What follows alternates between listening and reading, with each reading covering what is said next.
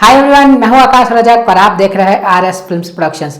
आज का जो वीडियो है ये बेस्ड है कमेंट पर और कमेंट किया है आई एम वीर शाह ने।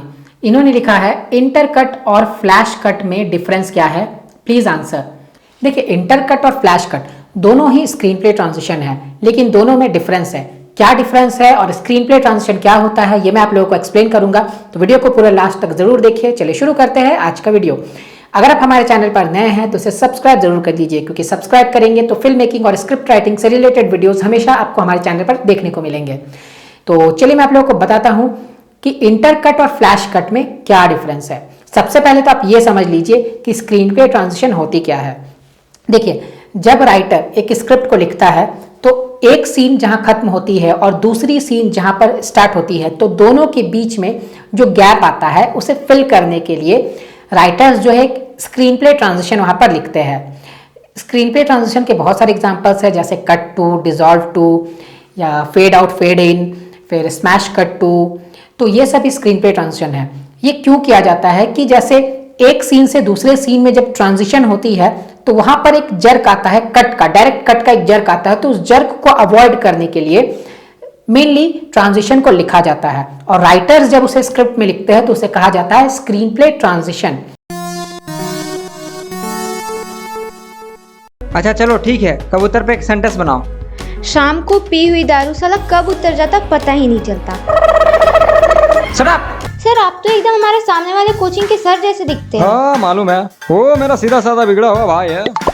अरे मेरी तो छोड़ो, पर तुम बड़ी मस्त दिखी। अच्छा चलो ठीक है, कबूतर पे एक सेंटेंस बनाओ। शाम को पी हुई दारू साला कब उतर जाता पता ही नहीं चलता। Shut up! सर, आप तो एकदम हमारे सामने वाले कोचिंग के सर जैसे दिखते हैं। हाँ मालूम है, वो मेरा सीधा साधा बिगड़ा हुआ भाई है। अरे मेरी तो छोड़ो, पर तुम बड़ी मस्त दिखी। स्क्रीन प्ले ट्रांजिशन जो है इसके बहुत सारे टाइप्स होते हैं, मैंने तो आपको बता दिया। सबका अलग अलग यूज है, कौन सा स्क्रीन प्ले ट्रांजिशन कब यूज होगा, तो सबकी यूज जो है वो अलग अलग है। और यहाँ पर बात है इंटरकट और फ्लैश कट की, तो ये भी स्क्रीन प्ले ट्रांजिशन से ही है। तो इनका इस्तेमाल कब होता है, दोनों में क्या डिफरेंस है।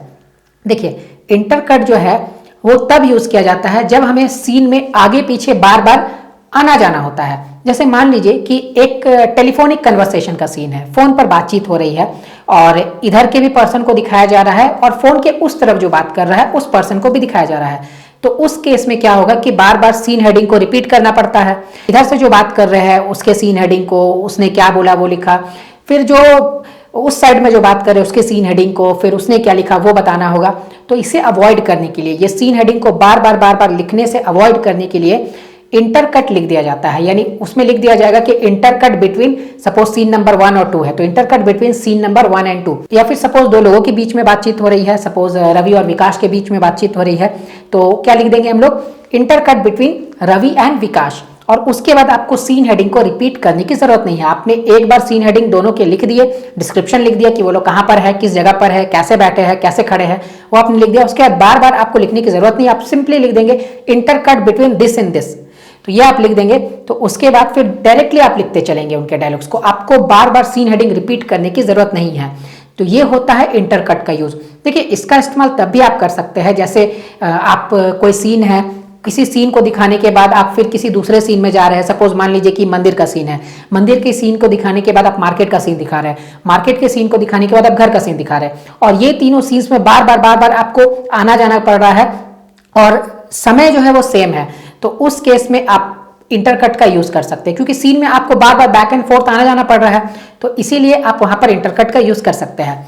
अब हम लोग आ जाते हैं फ्लैश कट। फ्लैश कट जो ट्रांजिशन होती है वो फ्लैशबैक के लिए यूज होती है। यानी अगर कोई कैरेक्टर है वो कुछ सोच रहा है, कुछ याद कर रहा है या किसी को कुछ बता रहा है, तो उस केस में क्या होता है कि थोड़ी देर के लिए फ्लैशबैक जाता है। यानी थोड़ी देर के लिए वो अपने दिमाग में सोचता है, वो बीती घटनाओं को याद करता है। तो वो जो फ्लैशबैक वाले सीन में जब ट्रांजिशन होती है तो वो फ्लैश कट ट्रांजिशन के साथ हो सकती है। देखिए, यूजुअली ज्यादातर केस में मुख्यतः जो है फ्लैश कट ट्रांजिशन जो है वो लगभग 1 सेकंड की होती है, और उसके बाद फ्लैश कट ट्रांजिशन के बाद वो 1 सेकंड की जो वीडियो है वो दिखाई जाती है, और यानी जो फ्लैशबैक है वो दिखाई जाती है 1-2 सेकंड की, और उसके बाद फिर से वो फ्लैश कट ट्रांजिशन के साथ ही वो वापस आ जाती है। तो ये जो है, ये फ्लैश कट ट्रांजिशन जो है ये फ्लैशबैक के लिए यूज होता है। लेकिन देखिए, इसका मतलब ये नहीं है कि फ्लैश कट ट्रांजिशन को लॉन्ग फ्लैशबैक के लिए नहीं यूज किया जा सकता है, उसके लिए भी यूज किया जा सकता है। तो फ्लैश कट जो ट्रांजिशन है ये फ्लैशबैक के लिए यूज होता है, और जो इंटरकट ट्रांजिशन है ये सीन में बैक एंड फोर्थ आने जाने के लिए यूज होता है। तो उम्मीद करता हूं कि आपको ये स्क्रीन प्ले ट्रांजिशन अच्छे से समझ में आ गए होंगे और डाउट भी आपका क्लियर हो गया होगा, दोनों के बीच में डिफरेंस क्या है वो भी क्लियर हो गया होगा। और अगर आप स्क्रीन प्ले ट्रांजिशन को अच्छे से समझना चाहते हैं तो इस टॉपिक पर हमारी एक बुक भी है जिसका नाम है A to Z screen play transition. ये ई बुक है, आप अपने मोबाइल पर लैपटॉप पर पढ़ सकते हैं उसे, और इस बुक को खरीदने के लिए आप हमें स्क्रीन पर दिए गए नंबर पर कांटेक्ट कर सकते हैं। बहुत ज़्यादा प्राइस नहीं है, 100 से 150 के आसपास में ही आती है, तो आप उसकी प्राइस वगैरह पता कर सकते हैं। इस नंबर पर कांटेक्ट करके व्हाट्सअप करके आप पता कर सकते हैं।